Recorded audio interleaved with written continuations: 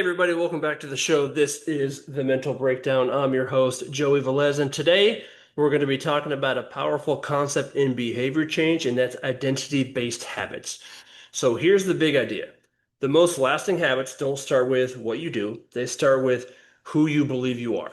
Now, many athletes focus on outcomes, right? I want to make the varsity team. I want to break 6 minutes in the mile. I want to shoot 40% from the three-point line. Now, those are great goals, but here's the problem. Outcomes are in the future.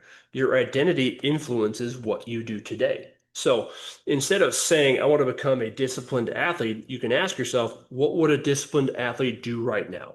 That's identity-based thinking. Now, think about the difference between these two statements. I need to work out today versus I'm an athlete who doesn't miss workouts.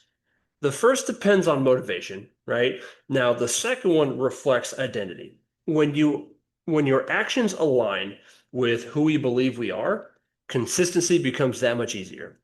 Every choice is essentially casting a vote for the type of person you want to become. One healthy meal isn't going to transform your performance. One extra mobility session won't suddenly eliminate, injuries. One focused practice won't make you the All-American, but each one is a vote.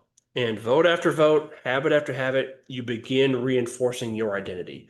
Elite performers rarely rely on motivation alone, right? Motivation is for sure helpful, but their routines become part of who they are. They don't wake up asking, do I feel like training today? Training is simply what they do.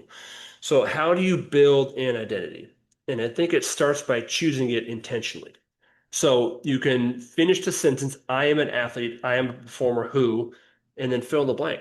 Maybe it's prepares before competition, responds well to adversity, takes recovery well, competes with confidence, finishes what I start. Now, then you can ask yourself, what would someone with that identity do today? Notice how I didn't say this week or this season, right? Today. Maybe it's getting to practice 5 minutes early. Maybe it's putting your phone away before bed. Maybe it's watching film instead of scrolling on social media, right? Small behaviors may seem insignificant, but they reinforce your identity every single time. So here's another important point, right? Don't let one mistake redefine who you are. Missing one workout doesn't make you lazy.